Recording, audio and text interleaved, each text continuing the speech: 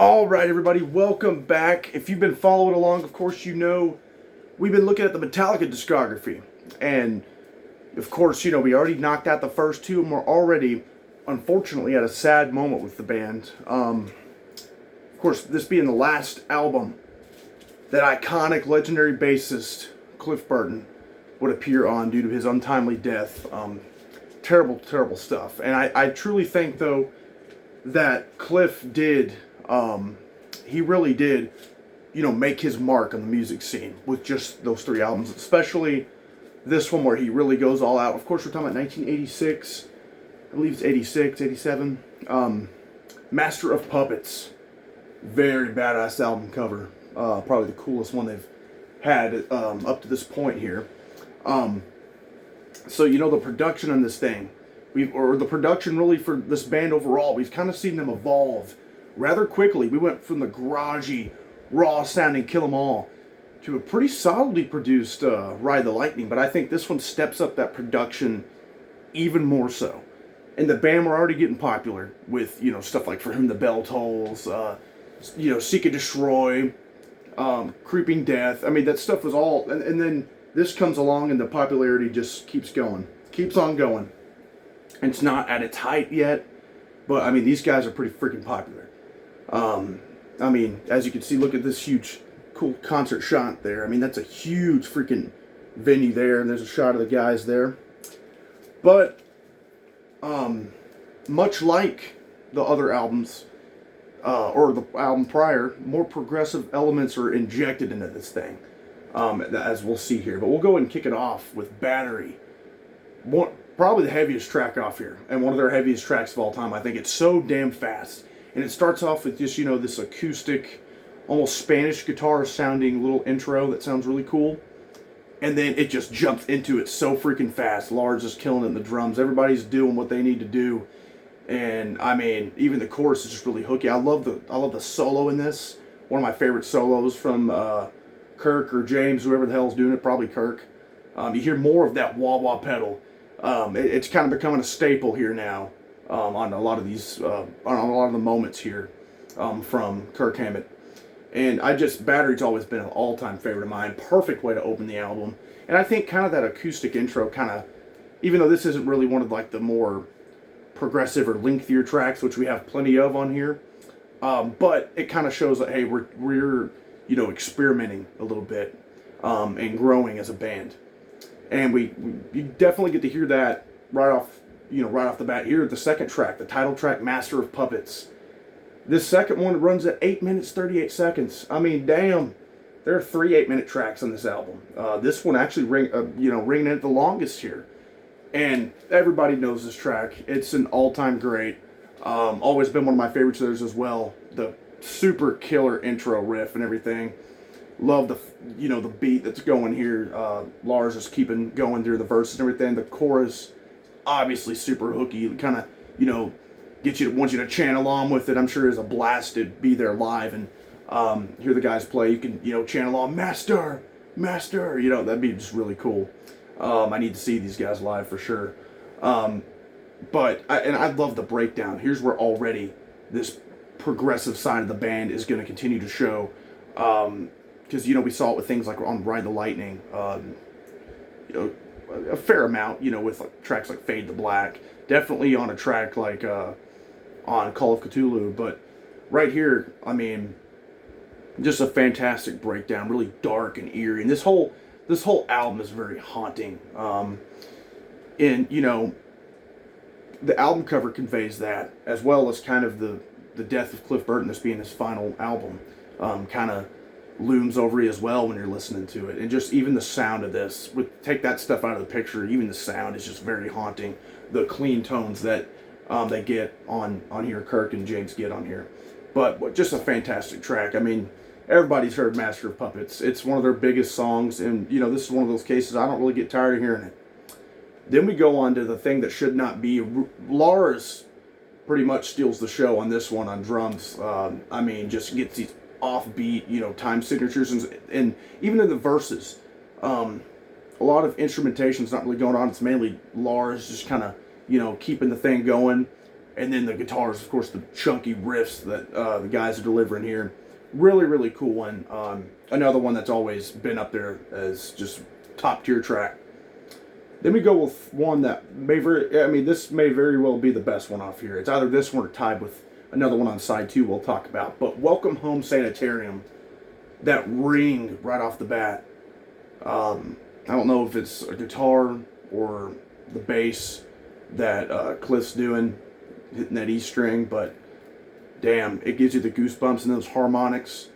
Just beautiful stuff. And then you come in with just those creepy and dark and just sorrowful power chords that they're, strumming along through, and just absolutely bone-chilling stuff. And then, of course, if you think, oh, this is going to be a softer kind of ballad track, oh no, the chorus is heavy as hell, and so is especially the ending part. I mean, there's like a big-time headbanging moment there at the ending. But this track has always just been one that just takes me to my core, man.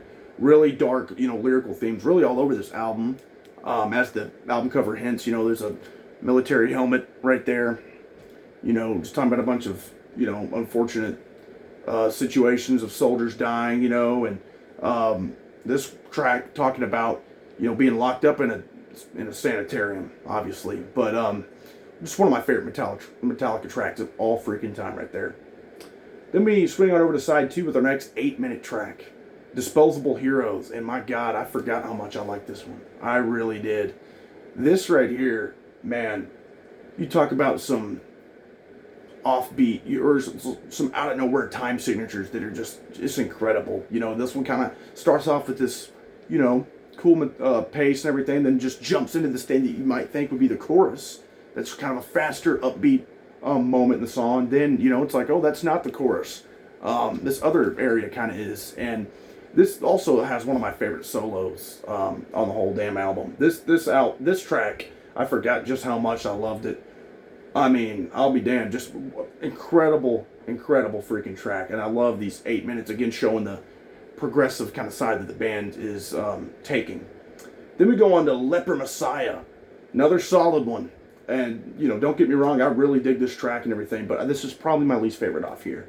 It's definitely been the one that's kind of, I go back to least if I'm not listening to the album all the way through, and I'm just, picking different songs and stuff to listen to. Leper Messiah is probably the one I come back to least, but it doesn't mean it's a bad song. That's kind of how it's been on these past couple albums here, where it's, on the previous 2 albums, it's like there's not a bad song on them, but, if you got to pick a least favorite, Leper Messiah would probably be it for me. Then we come to the final 8-minute epic track here that's an instrumental. And this one is the one that's kind of tied with me almost with Welcome Home Sanitarium as my favorite off here. Orion is just a brilliant piece. I think this is what, this is Cliff Burton's magnum opus here. Some of the best damn bass playing. It's really fun to play through this one. Just so many great moments in this track. Another really dark track kind of starts off with that, that really amazing. I love Cliff Burton's bass tone. It's just fantastic. And, he practically shreds on bass. Not to the level of a Billy Sheehan or anything, right? But, he can shred on bass, and he shows it here. But once you get to this kind of, you kind of go grooving through the riff and everything, kind of doing this speedy thing, kind of breaks down to a groove. Then you hear like a gong. Lars does a gong, and you hear just this dark bass melody going on, and then some harmonics kind of peeking through. And then, the guitars that James and Kirk are doing here almost sound like they're crying, man. This is a beautiful piece of music here. It's one of my favorite Metallica songs of all time. And it's an instrumental. It just fantastic. It'll bring tears to your eyes, man. Just a beautiful, dark tune. Oh, man, and the bass work, I can't say enough about it. But then we close it out with Damage Incorporated. Another top tier one right here, man. I love the kind of whisper chorus, Damage Incorporated. Just really cool. Really cool. Oh, I've always loved this one. Really heavy ones. Really heavy track here. Love the riff. There's these guys are just tearing it up. Really cool way to kind of end the album. I think Orion would have been a really cool ending as well. But you can't go wrong with Ended It with Damage Incorporated, which is just another one of my favorite ones off here. So yeah, guys, just fantastic album. Again, the last one will be with Cliff Burton on bass, so we will get a lineup change next time on Injustice for All, the last album of the 80s, that also the new bass player Jason Newsted will hop on. So really excited to be looking at that to kind of close, but this is definitely kind of a closing chapter for the band right here. I mean, I would say Injustice is kind of those 80s albums, all you can kind of group them together, but there's like a subdivision here of just those first three ones with Cliff on there, that all three of these albums have just been fan-fucking-tastic, incredible. And just the evolution these guys have had since 83, Kill 'Em All, already, you know, in just 3 years up to here is just insane. Will they continue that evolution? We'll have to wait and see as we continue along in here, but let me know what you guys think about this one here, and you know, let's spark up some conversation about the genius bass player Cliff Burton. I mean, he's just fantastic songwriter.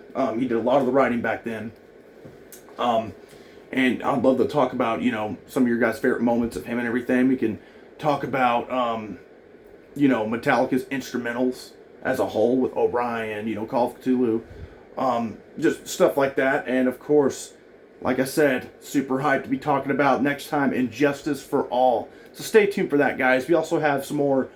Tomorrow I'm going to be dropping some wrestling reviews. The pay-per-view Survivor Series happened last night, so I'll be dropping a review of that, and then probably a classic review, old school one. And then, of course, just like I recently did an updated Hellraiser rankings with the new film, I am doing an updated Cinebite ranking video. That'll drop, not sure when exactly, but in the near future. So stay tuned for all that fun stuff coming up. Anyways, guys, like, subscribe, comment, and stay tuned for next time for Injustice for All. Thanks.